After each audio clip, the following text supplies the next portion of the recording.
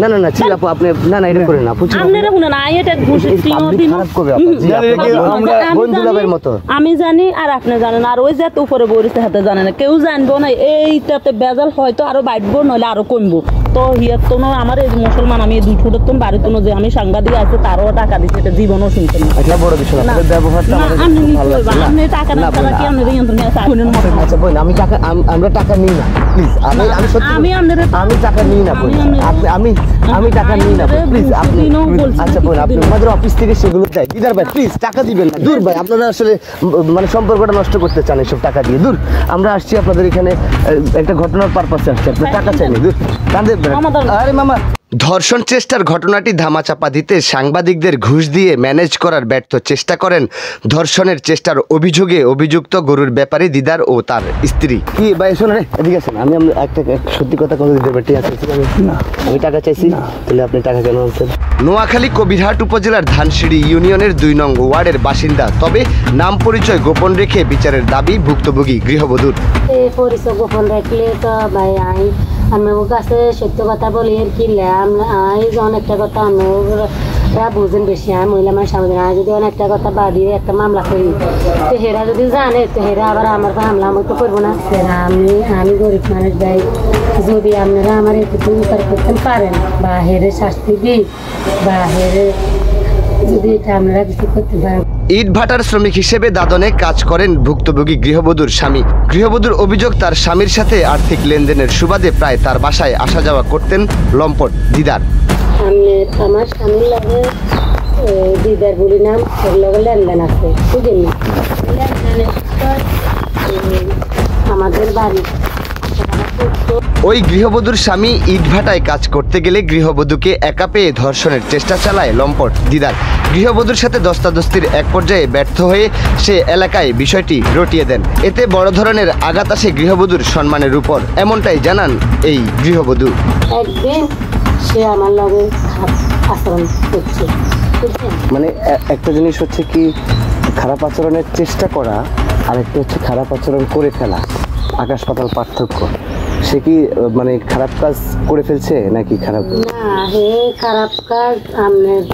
করতে চাইছে মানে আমার সাথে যোগাযোগ করতে চাইছে বুঝলেন এমন ঘটনা জানাজানির পর গৃহবধূর সংসার ভাঙতে বসেছে এই গৃহবধূর স্বামী বিভিন্ন অজুহাতে অকথ্য ভাষায় গালমন্দ করেন এই গৃহবধূকে এখন তার সাথে সংসার করতে অস্বীকৃতিও জানায় এই গৃহবধূর স্বামী আমি আমার নিরীহ মানুষ ভাই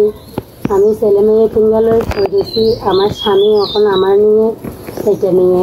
আমি আমার লগে বহুত অশান্তি পাগালাম তো আমার ঠিক মতন ঘরে খানা খাদ্য নেই ঘটনার পর সামাজিকভাবে বিচার চাইলেও লেবাসধারী বিচারকরা প্রভাব খাটিয়ে দিনের পর দিন ন্যায় বিচারের প্রতিশ্রুতি দিয়ে গেলেও এখন পর্যন্ত কোনো বিচার পায়নি বলে অভিযোগ করেন ভুক্তভোগী গৃহবধূ আমার এই কথাগুলা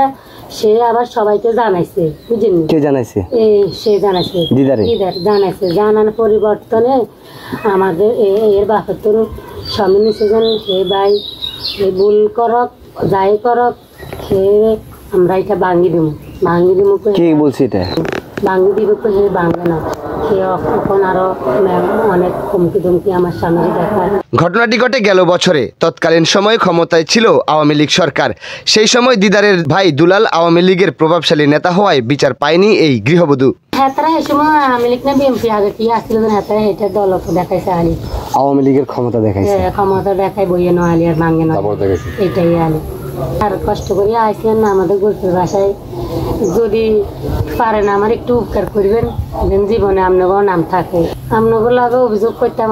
বাইরে তো এক কথাই কইছি আমি হচ্ছি গরিব মানুষ আমার কাছে টাকা আমি আপনাদের কাছে আমরা আপনার কাছ থেকে এক কাপ চাও খাবো না আপনার বাসার এক গ্লাস পানিও খাবো না আমরা নিজের গাড়ির টাকা দিয়ে তেল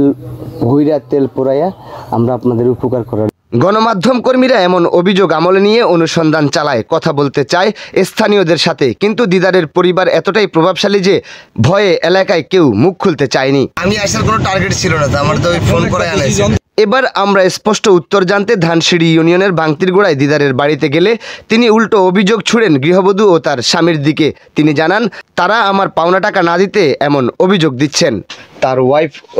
আপনার বিরুদ্ধে অভিযোগ করছে যে আপনি দিদার তাকে ধর্ষণ করার চেষ্টা করেছেন এক কথায় রেপ করার চেষ্টা করেছেন এখন আসলে আপনার বক্তব্য কি এই বিষয়ে ভাইয়া এটা বলতে পারো না লেনদেন পাইতে যে টাকাটা খুঁজতে যে ভেজাল হয়েছে তিতুলা হয়েছে এই স্বামীটা এই গুজবটা উঠেছে। হে স্বামী শুধু আমার নামে না, আর একটা 3-4 লোকের নামে এই গুজবটা উঠেছে। ও সুমনেরও 80-90 হাজার টাকা মারছে। এরা চৌকিদার সমাজের এই সমাজ সবাই জানে। ইন্দি আবার নিজামের মামু একজন আছে বেলালের নামও 40-50 হাজার টাকা খেয়ে লিছাও এই গুজবটা ছড়াই। আরেকটা ছেলে আমরা রাধাই তুই নাগো পাতিজিয়া হের নাম জানি কি মানে দান চুরা হেরও বহুত টাকা মারি দিছে। এরা আঙ্গ এই সমাজ চৌকিদার সমাজ সবাই এরা যাচা বাচা করছে, এটা বলতে পারো না।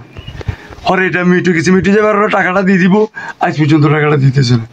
এই পর্যন্ত সব ঠিকঠাক থাকলেও সন্দেহ দেখা দেয় গণমাধ্যম কর্মীরা চলে আসার সময় গতিরোধ করে সংবাদ প্রচার না করতে টাকা দিয়ে ধামাচাপা দেওয়ার অনুরোধ জানান অভিযুক্ত দিদার ও তার স্ত্রী। আমি জানি আর আপনি জানেন, আর ওই যে উপরে বরিছে হাতে জানে না, কেউ জানবো না। এইটাতে বেজাল হয়তো আরো বাড়বো নইলে আরো কমবো। তো হিয়ার তো আমার এই মুসলমান আমি 2 ফুটের তো বাড়িতে যে আমি সাংবাদিক আছে তারও টাকা দিচ্ছে, এটা জীবনও শুনতেন না। আচ্ছা বড় বিষয় আপনাদের ব্যবহারটা আমাদের খুব ভালো লাগছে না। আপনি টাকা না ছাড়া কি আপনি নিয়ন্ত্রণে আছে? প্রত্যন্ত গ্রামের অজপাড়া গায়ের এইরকম নিরক্ষর অসংখ্য ভুক্তভোগী বিচার না পাওয়ার নজির রয়েছে এই দেশে। 24 পরবর্তী সময়ে এইরকম নিরক্ষর মানুষগুলো ন্যায় বিচার পাবে এবং আশার আলো দেখবে এমন প্রত্যাশায় ভুক্তভোগী পরিবার। কাজী মহিনুদ্দিন রবিন, গণমাধ্যম 24, নোয়াখালী।